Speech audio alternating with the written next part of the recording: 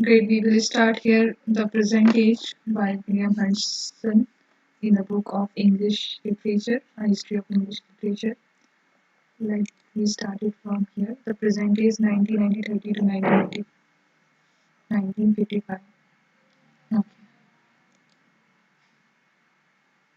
26. The present age. 1930 to 1955. 131. Old legacies and new tendencies. The division of literature into periods convenient for study may create an impression that the writers in each age can be treated independently of their predecessors and successors. That view should be discouraged. We are the heirs of all our ancestors. Our descendants will be the heirs of our forerunners and of ourselves. Whatever seems new in literature is found on examination to have roots stretching back into a more or less remote past. However fresh the shoots or strange the blossoms, the nourishment has come from the soil and the air which gave aid to things that may now seem finished and done with. What, it may be asked, have we of the atomic age to do with the classical G in Greece of nearly 2,500 years ago?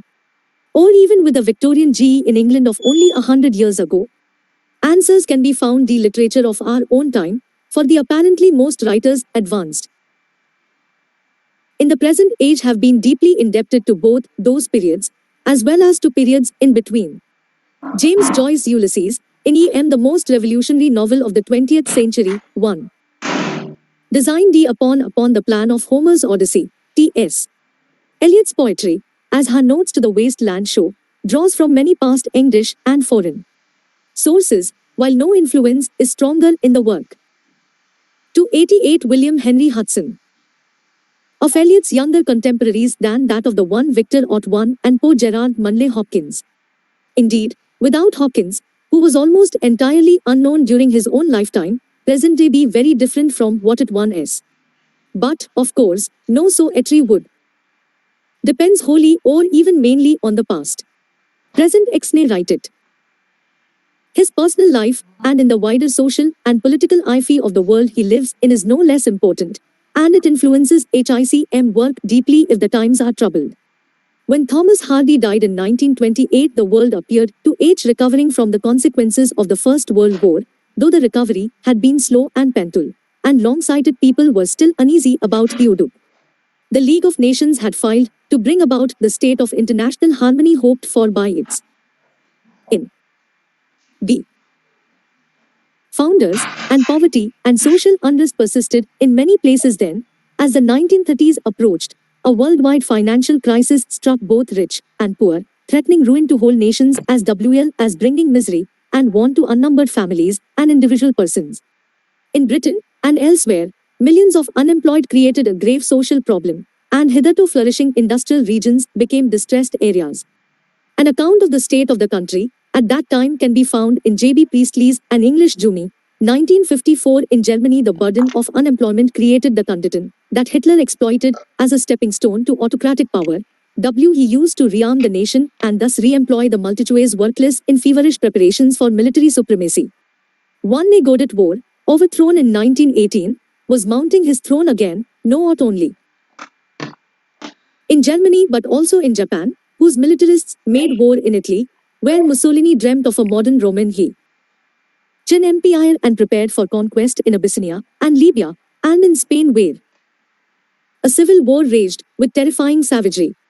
Winced that in politica these circumstances, many writers became it social and pole or literature was useless if it did not serve a definite soci purpose, and those who failed to share this conviction to be skulking in the ivory tower of mere itra. Iction were though RY art. The pawn. An outline history, OE English literature, 289. In the prose of the 1930s returned therefore to the serious and mood which had dominated the mid-Victorian period, but with a difference. The Victorians had been mainly preoccupied with the mood deterrence. Condition of England question, i.e. the problem of how to uplift the door, and their literature was permeated by a spirit of non-violent humanitarianism.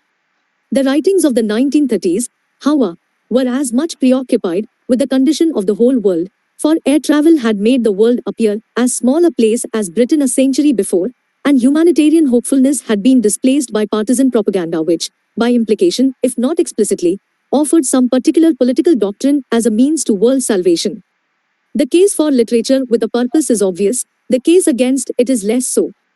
Literature is more than pamphleteering, otherwise many thousands of pamphlets now forgotten would still be read as much as novels and poetry are read. Literature is not the mere statement of a problem, however important, nor simply the pleading of a cause, however worthy. Literature is a creative art, written by creative literary artists. The motive power of artists is imagination, which endows them with vision and the perception of truth in its full aspect. A vision of truth is the peculiar and special contribution which a great poet or great novelist is qualified to give to mankind. It is a vision of the beauty and perfection that is humanity's ideal aim, the end toward which all things move. But they move with agonizing slowness, unhurled step by painful step. And it is with this almost imperceptible paucity that politicians and sociologists are concerned. Politics, it being said, is the art of the possible. In contrast, it can be said that 15 the art of the desirable commands a vision of ultimate current practical problems, he is more likely to cripple his truth if he loses that vision through a misapplied concern with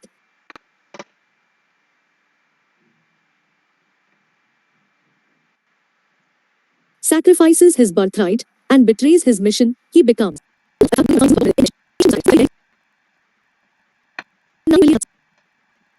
to 9 importance to significant facts, while he commands a vision of ultimate current practical problems, he is more likely to cripple his truth if he loses that vision through a misapplied concern with